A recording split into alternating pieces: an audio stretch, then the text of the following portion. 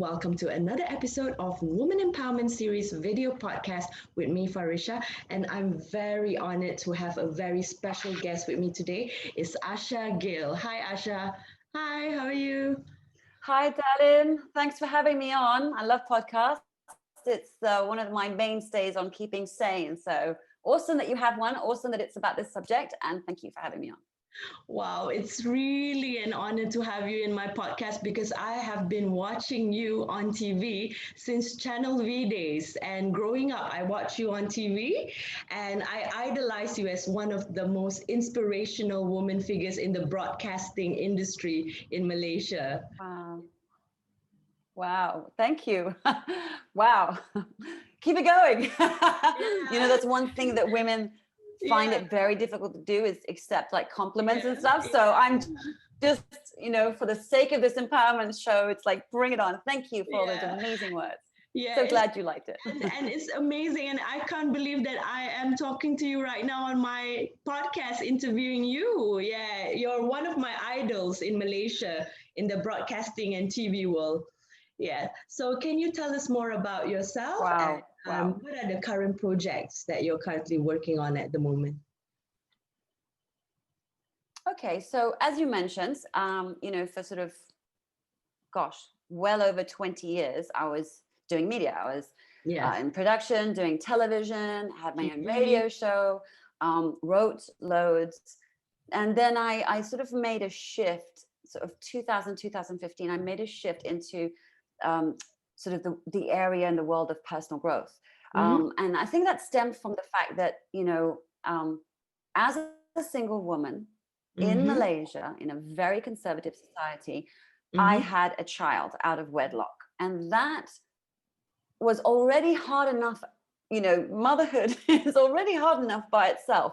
But to have all the shit piled onto you for your choices in life, which have got, nobody else's business, was really sort of super tough. And it was very interesting because I love the fact that I'm Malaysian. I love my country. But I found it very difficult to work here.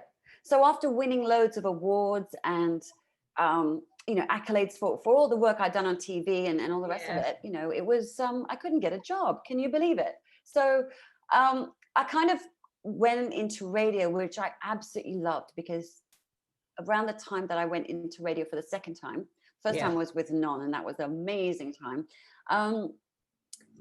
I started to do research for my show, which helped me because, that which we need ourselves, we find and then help other people with that as well. So that sort of began my journey of sort of shifting my focus, my purpose.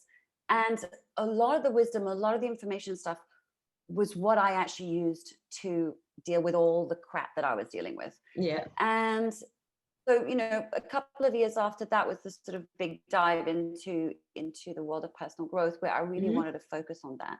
So I did that for a few years with Mind Valley, which is an amazing place.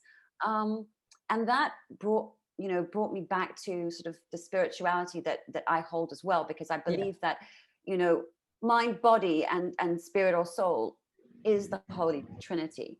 And it is all tied and connected. So that kind of put me into that sphere. And then I basically moved out and into practice on my own, which is what I've been doing. My title is, I suppose, the generic term is life coach.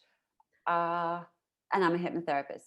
What I do is I work with people who find themselves stuck at a crossroads like I was, who've tried to figure stuff out themselves and have gone, I still don't understand why I'm not getting to where I want to go, or being the way I want to be, or having what I want to have. And they find me, and this is what I work with them on, because ultimately the biggest, I don't know if I'm allowed to swear on this words, but the biggest cock block to our anything is ourselves, right? So that's unraveling that, to kind of get people kind of being able to have all those doubts and worries, but still go ahead and do at the same time, right? Because there's this sort of idea that you fix yourself, and then only when you fix yourself you can move. And I don't believe that anyone's broken. I just believe that we have strategies that just aren't working for us, and thought processes that aren't working for us. So it's my job to come in and tweak them a little bit so that they work for you, not against you. So currently, I have my one-on-one clients. I do a lot of corporate workshops because you know that craze in the sort of the 80s and 90s where everyone's going, there's no I in team. Well, I completely believe the opposite. I believe that the individual has to be good with where they're at now in order to be the best member of a team. So I do a lot of work in the corporate sphere around mental health, the idea of mental health and what people have in challenges. Because for me, mental health is, we have physical health, we have emotional health, we have mental health. Yes. Where are you on that ladder or bar or what you want to talk about, right? Because we all have mental health, right? Like we all have physical health. It's just, is it working for you? Are you good with that? Are you okay with where you're at, or do you need to be somewhere else in that? So that's what I've been doing, and what I'm currently working on. And if I say it out loud, it's going to happen, because this is the way, right? You say something out loud, and you have to follow through, right? Yeah. I'm working on a couple of live group coaching courses, because now with everything that's going on, you know, the idea of affording to pay for a personal coach doesn't seem to make a lot of sense to people financially. They're worried, and vast majority of people are going into survival mode. Only very sort of a few small percentage is absolutely doing fine, right? So, you know, when you've got this sort of survival mode, it's like, well, what can I do? So, you know, talking with some people that I very much respect, this idea of like doing live group coaching for over the course of a short period of time to give people tools and techniques, because that's what I'm all about. I'm not a counselor. I'm not sitting there to listen to all of that. What I do is, where are you now? Let's figure out where you are now, and let's plot the course to where you want to go. So I'm all about tools, techniques, and really helping it, basically empowering yourself to be your own self-coach. Because I managed to do that to myself. And if I can do that to myself, right, as a neurodiverse person who's got all sorts of issues, if I can do that to myself, other people can do it so much better and faster than me, right? So that's what I did in a nutshell, which was very long. Wow. Okay, that is amazing. And now moving on to the next question. What does woman empowerment means to you in your own words? Women's empowerment, that's an interesting one, because what that's meant to me has shifted a lot over the years, you know, being very much involved with women's rights and women's issues over the years. That sort of really changed. Basically, for me, is about, and I think my point of view comes from being Asian myself and living up in this environment, that you are your own person that gets to make their own decisions and their own mistakes, and trust themselves. So I think for me, women's empowerment is trusting yourself, because you know, when you grow up, it's not ill meant. They don't mean it to put you down, but our culture and society across Asia and across Europe in many ways is it's implicit in how you're brought up. It's not necessarily spoken, that, you know, men know better. Like, you need to have that other voice, that you will never, you know, make a decision. Like, you should always go out and ask. Like, for me, you know, learning to make my own decisions and therefore my own mistakes and being okay with that was a massive milestone for me, because, you know, before that, there was that tendency of, should I ask my dad his opinion? Should I ask my brother his opinion? Should I ask my uncle, my male friends, their opinion? My mom. And, you know, these are the kind of sort of very, right. Well, I think if you were asking a woman, that would be a different thing. But I think, you know, most ultimately, you can ask mum for a sort of advice and opinion, but I think ultimately a lot of Asian women struggle with this. Okay, it's okay to ask mum for opinion, but ultimately, let's see what the men in the room are saying. And it sounds really, no, that's not how it is. But I think subconsciously, it is very much this deferment of whether this idea is good, this deferment of whether this choice is good.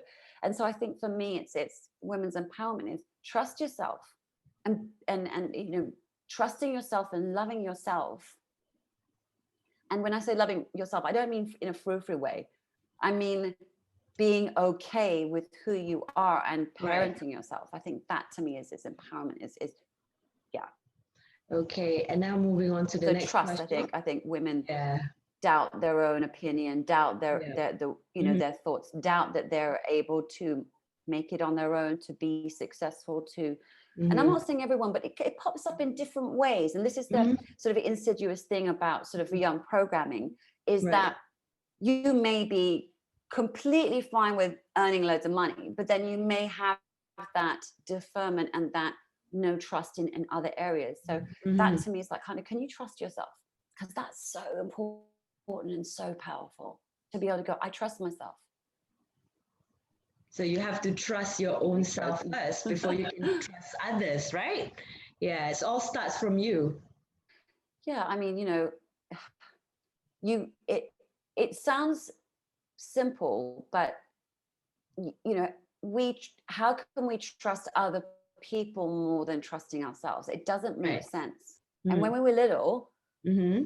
we didn't have that thought process. We trust ourselves, like, I want to learn a walk now, I want to do this, and we were really like kanchong about wanting to do stuff. I want to feed myself, I'm going to make mistakes, and that kind of, it sounds silly, but those simple things of where we trusted ourselves and believed in ourselves enough to do it our way and fight for it, we, that kind of gets chipped away and diluted until, in a lot of ways it's very negligible.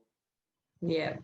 Okay. And now moving on to the next question. Who are the most inspirational women that you admire in Malaysia and also internationally? I think the couple of women that opened my eyes to stepping into like who I was, and making me interested in who I was and who other women were. With two women actually, Marina Mahathir and Ivy Josiah, right? Wow. Um, Yeah. those two women, when I was back here in Malaysia, sort of starting to sort of do my work, I was fascinated by them. There was such a strength, and they were very different from me because I'm a very sort of very alpha. I've got very alpha energy, right? And they are just so powerful, but so, I can't even, goddessly like feminine in their way. And I was like, women can be like that? I'd only ever seen sort of a gentle, strong female and my mum.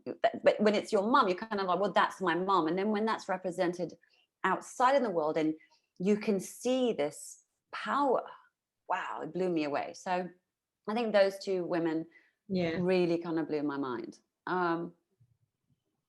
But I would have to say, honestly, that the women that I think are amazing are not famous women. They are women I've come to know who are juggling and dealing with the most difficult of circumstances. And they are finding ways to make it work, finding ways to move forward. These women that I've met along the way, whether they're my clients, I've met through different avenues and different discussions and different sort of environments, absolutely, completely blow me away. I have friends who have such a fortitude in how they think. Mm-hmm. I have met women who have such a sort of, it's almost like get down and dirty guerrilla tactics, survival for my family and how I'm going to do this, and redefining their role as a women, because they are the bread makers. They may have a child who's got challenges and disabilities. They're the ones carving out this sort of space of who they are, in this life right now, and owning that. And they are the women who blow me away, I have to be honest. Yeah, these are unsung heroes. The mothers, taking care of their children, putting food on the table, sacrificing, their work, their career, juggling with their kids. And you're right. Yeah, these are the women that we need to look up to, the inspirational ladies behind the scene, the unsung heroes. I wouldn't even know if you'd call them sort of, I would call them heroes per se. I'd, I'd, I just look, I guess for me, I look at everybody as a very powerful individual.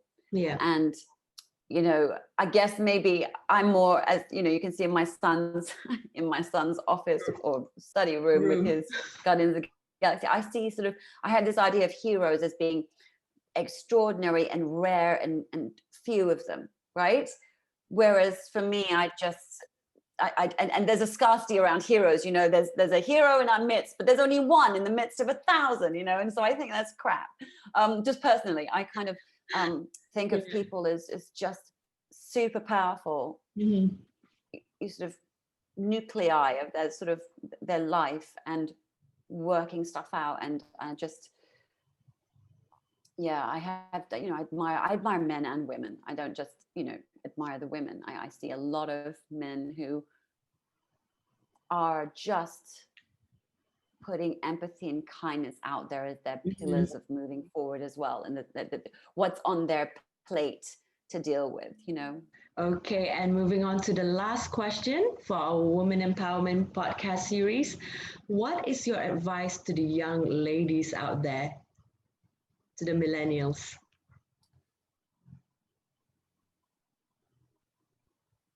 Keep trusting yourself, keep challenging what you're challenging, and just drop this idea of social media. I think this is a big thing when it comes to feeling powerful, stepping into your power, for appreciating and trusting yourself. I think social media to some degree has done a really huge disservice to that. And I think now that a lot, like if I was a young woman growing up in this era, I can only imagine sort of the I guess, what's a good word to say it? Difficulty. You know, I call it's like swimming with sharks. It's an environment where, I work with 9-year-olds, 12-year-olds, 11, 13-year-olds, and their self-esteem is so low, and they're just kids, and they should be not really giving a hoot about what's happening, except for them, their friends. And yes, we all grow up with little dramas. So and so's not talking to me, or I've fallen out with that group. Those are your kind of normal, or what were the normal issues and challenges that a lot of young people are dealing with. And now it's not. It's like there is this, when you talk about,